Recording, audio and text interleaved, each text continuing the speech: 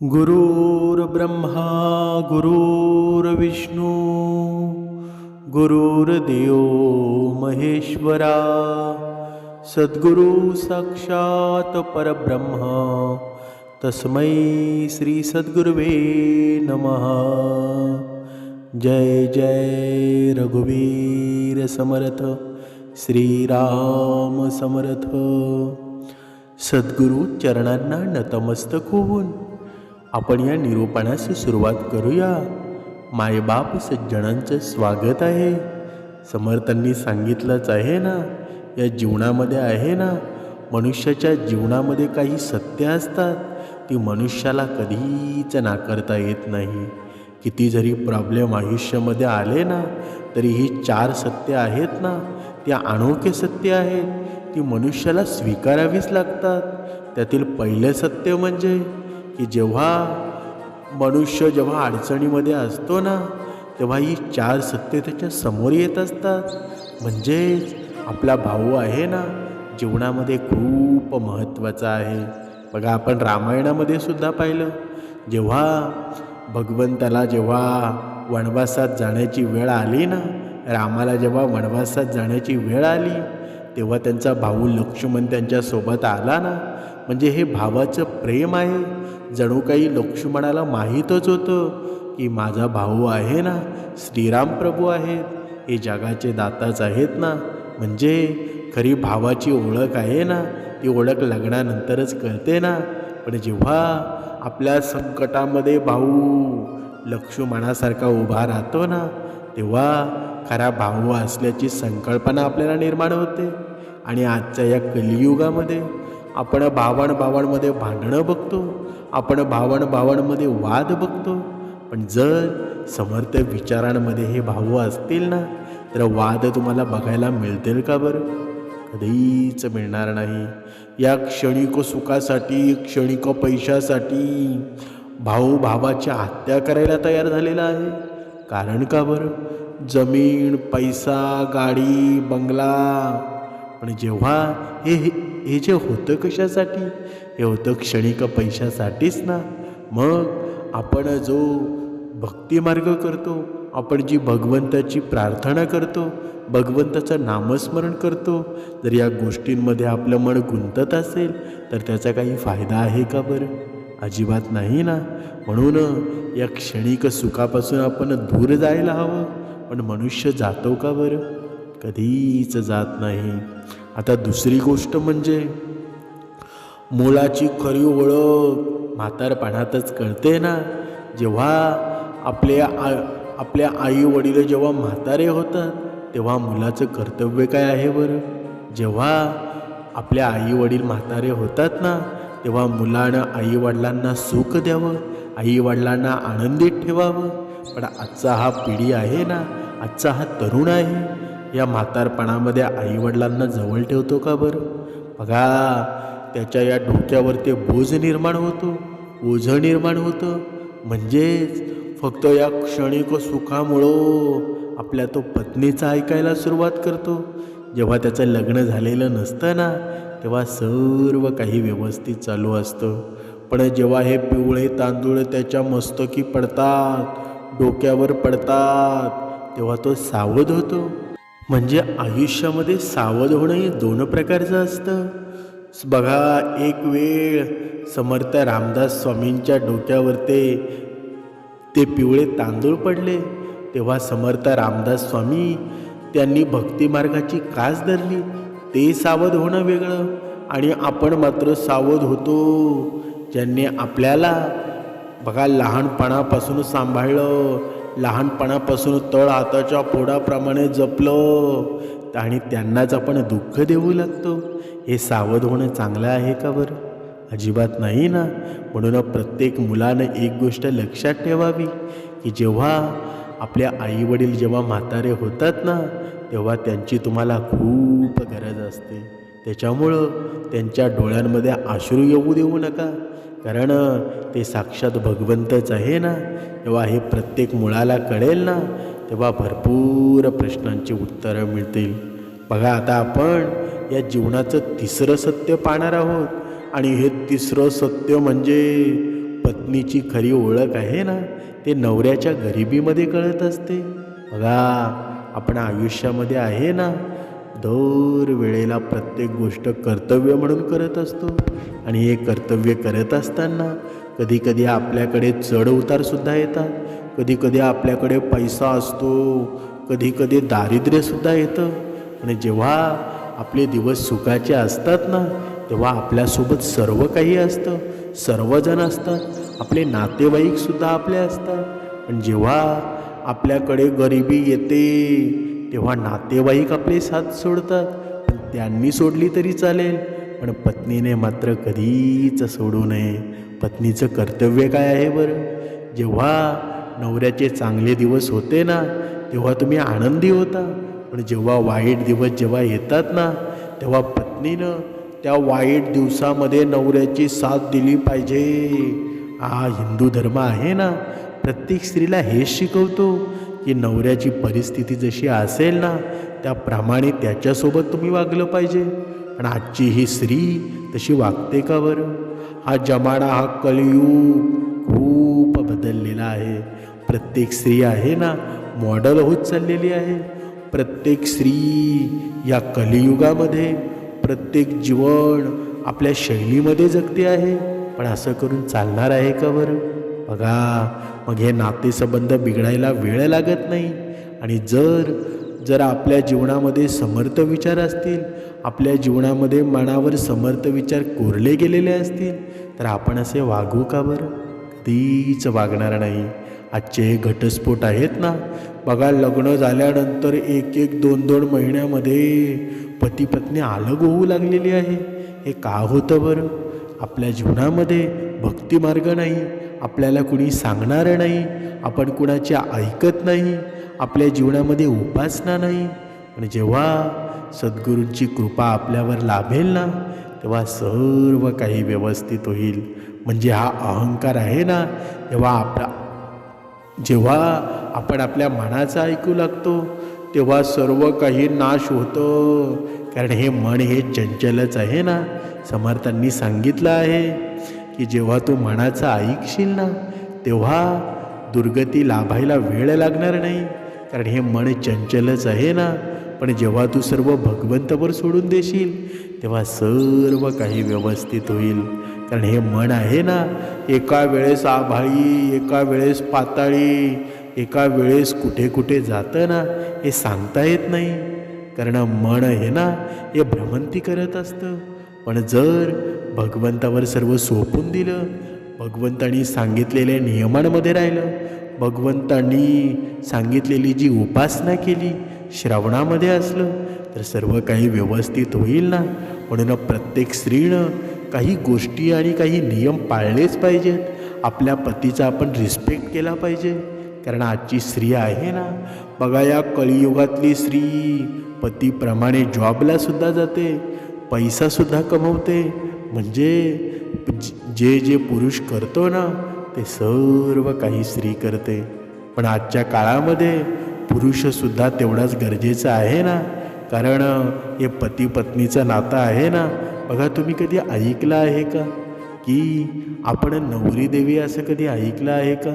नवरदेवालाच नवरदेव का म्हणतो म्हणून? याचं कारण आहे की भगवंतानं जी जोडी निर्माण केलेली आहे ना, काही अंशी स्त्रीला नियम केलेले आहेत की स्त्रीनं देवाप्रमाणेच पतीची सेवा केली पाहिजे. पण आपण असं करतो का बरं? कधीच करत नाही. आता इथे भरपूर स्त्रिया म्हणतील की माझा पती नशा करतो, माझा पती मला त्रास देतो. आता काही गोष्टी आहेत ना, सर्व बोटे काही सारखे नसतात, काही छोटी मोठी काही असू शकतात. पण सर्वच पुरुष तसे आहेत का बरं? काही गोष्टी आहेत ना, आपल्या हिंदू धर्मामध्ये काही सांगितलेलं आहे. बघा, अगोदरची स्त्री होती ना, आपल्या आजोबांचा पंजोबांचा एक काळ होता की जेव्हा स्त्री सकाळी जेव्हा उठायची ना, जेव्हा सकाळी सकाळी सर्वांच्या अगोदर उठायची, म्हणजे ब्रह्ममुहूर्तावर उठायची, सकाळी आंघोळ करायची. आंघोळ केल्यानंतर बघा, दरवाजाच्या बाहेर सडा रांगोळी काढायची आणि सर्व काही व्यवस्थित आवरून जेव्हा पतीची उठण्याची वेळ बघायची, वाट बघायची आणि पतीला नमस्कार करून सर्व कामाची सुरुवात करायची. म्हणजे हे संस्कार आहेत ना, हे संस्कार नुसतेच येत नाही. आता इथे काही स्त्रिया म्हणतील की ही अंधश्रद्धा आहे. पतीच्या पाया पडल्यानं कुठे मनुष्याला मुक्ती मिळते का बरं? बघा, अजून काही स्त्रिया आहेत ना, त्या अशाच म्हणू शकतील. पण हा नवरदेव आहे ना, हा प्रत्येक धर्मामध्ये, प्रत्येक पुराणामध्ये याचं श्रेष्ठत्व निर्माण झालेलं आहे. म्हणून आपल्या पतीची आहे ना, जेवढा त्याला मान देता येईल ना, तेवढा त्याला आपण दिला पाहिजे.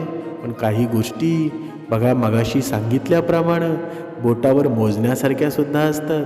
काही पती आहेत ना, बघा, एवढे स्त्रियांना त्रास देतात ना, म्हणजे ज्याच्या त्याच्या मर्जीप्रमाणे आता वागू लागलेले आहेत.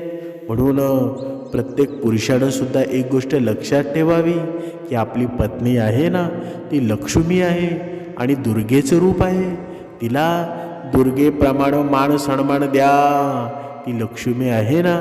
जेव्हा तुम्ही लक्ष्मीला बघा, पैसे कमवण्यासाठी जाता, की जर आपल्या घरामध्ये लक्ष्मीलाच इज्जत नसेल तर तुम्ही जे पैसे कमवण्यासाठी जाता ना, ते पैसे कधीच स्थिर राहणार नाही. एक हाताने तुम्ही घालवाल ना, ते तुम्हाला समजणार सुद्धा नाही. म्हणून अगोदर आपल्या घरामध्ये पत्नीला, त्या पत्नीचा दर्जा द्या, स्त्रीचा दर्जा द्या. कारण जेव्हा स्त्री आपल्या घरामध्ये खुश असेल ना, तेव्हा सर्व काही व्यवस्थित होईल. म्हणून प्रत्येक स्त्रीनं एक गोष्ट लक्षात घ्या, आपल्या पतीची किती जरी गरिबी आली ना, तरी सुद्धा त्याची साथ कधी सोडू नका.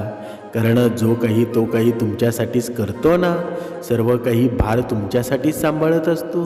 पण अशा वेळेत जर आपण त्याची साथ दिली नाही तर हा कर्माचा फेरा आहे. जर तुम्ही पतीला त्याच्या वाईट अवस्थेमध्ये सोडून गेलात ना, तर हा कर्माचा फेरा आहे. तो तुमच्यासोबत सुद्धा फेरा होणार आहे. म्हणून प्रत्येक स्त्रीनं आपल्या पतीची साथ कधी सोडू नका.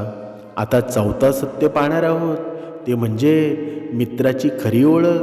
बघा, श्रीकृष्णासारखा आणि सुदाम्यासारखा बघा मित्र आपण आजपर्यंत पाहिलेला नाही. जेव्हा आपल्या दोघांची गरिबी होती, जेव्हा श्रीकृष्ण स्वारी एवढे श्रीमंत आणि सुदामा एवढा गरीब होता ना, तरीसुद्धा मैत्री त्यांची टिकलेलीच होती ना. पण आज आपल्याला पाहायला मिळते का बरं? कधीच तशी मैत्री पाहायला मिळत नाही. मित्र जरी आपल्या आयुष्यामध्ये येतो ना, तरी कोणत्या तरी स्वार्थासाठी येत असतो. म्हणून आपल्या जीवनामध्ये बघा, या कलियुगामध्ये असे मित्र आपल्याला मिळतात ना, काही ना काही धोका देऊन जातात.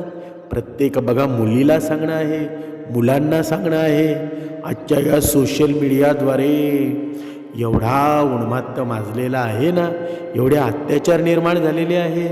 ते कशामुळे झालेले आहेत बरं? आपण न पाहिलेल्या मुलासोबत मैत्री करतो, आपण न पाहिलेल्या मुलीसोबत मैत्री करतो आणि एक दिवस आपल्याला धोका मिळतो.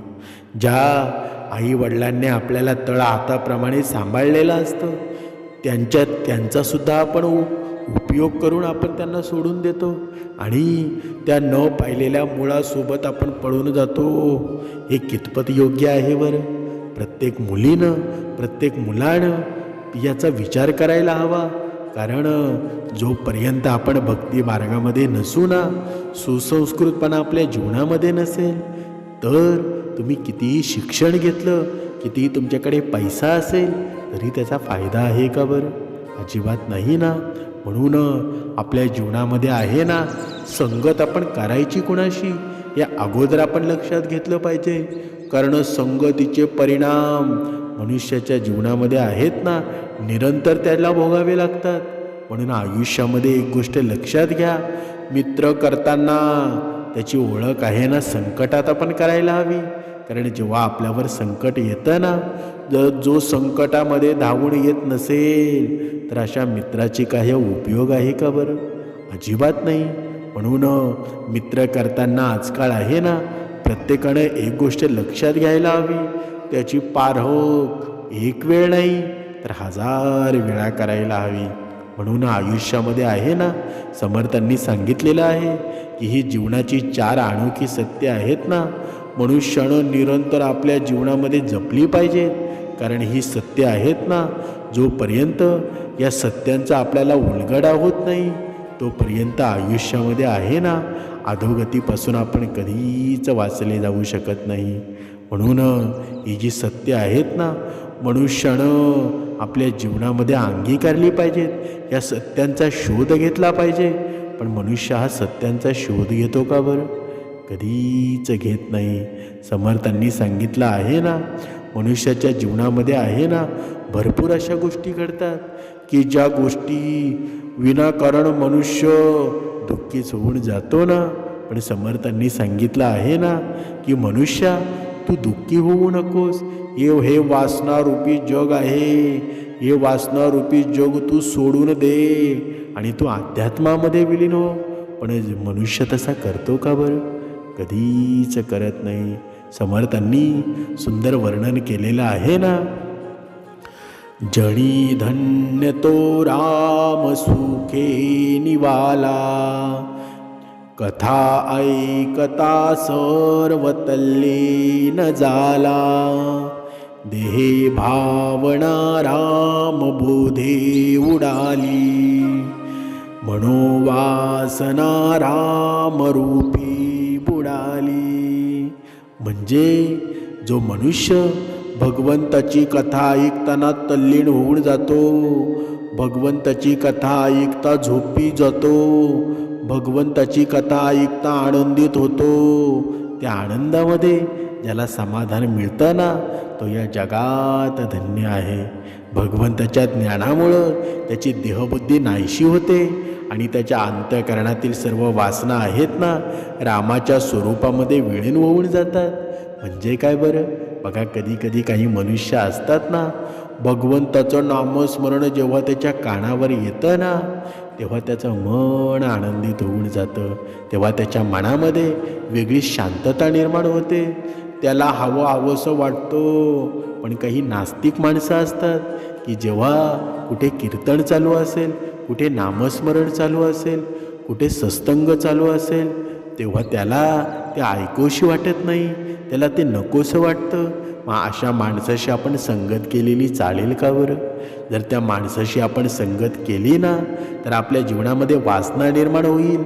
वासना निर्माण झाल्याशिवाय राहणार नाही. म्हणून समर्थांनी सांगितलं आहे ना की मनुष्यानं आहे ना, या समाजामध्ये काय बोलावं, कसं चालावं, कसं वागावं, हे मनुष्याला माहीत असायला हवं. समर्थांनी मनाच्या श्लोकांमध्ये सुंदर वर्णन केलेलं आहे. विचारोणी बोले विवंचोणी चाले, तयाचे निसंतप्त तेही निवाले, बरे शोधिल्या वीन बोलो नको हो, जणी चाळणे शूधने मस्त राहो. म्हणजे जो मनुष्य नेहमी विचारपूर्वक बोलतो ना आणि विचारपूर्वक वागतो, त्या मनुष्याच्या सहवासाने आहे ना, त्रितापाने त्रस्त झालेले लोकही संतुष्ट होतात. म्हणजे आपण मगाशी सांगितल्याप्रमाणे ही संगत आहे ना, मनुष्याला अधोगतीपासून सद्गुणरूपाकडे आणत असते. म्हणूनच सर्व तऱ्हेने विचार करून शोध घेतल्याशिवाय मनुष्यानं कधीच बोलू नये, मनुष्याने कधीच तसं वागू नये. म्हणजे मनुष्यानं शुद्ध आणि शिस्तीचं वागणं असावं ना. म्हणूनच समर्थांनी नियम सांगितलेले आहेत. त्या नियमांचं पालन मनुष्य जेव्हा करेल ना, तेव्हा सर्व काही मनासारखं होईल. समर्थांनी सांगितलेलं आहे ना, जर मनुष्याची संगत व्यवस्थित असेल, जर मनुष्याची संगत संतांची असेल, तर मनुष्याच्या जीवनामध्ये आहे ना, सर्व काही संत संगतीप्रमाणे होऊन जाईल. पण जर दुर्जनाची जर संगत असेल ना, तर जीवनामध्ये अधोगतीच घडेल ना. म्हणून आयुष्यामध्ये आपण कसं वागावं, कसं राहावं, ही संत संगती सांगत असते ना. म्हणून समर्थांचे विचार आहेत ना, त्या विचारांवर चालायला सुरुवात करा.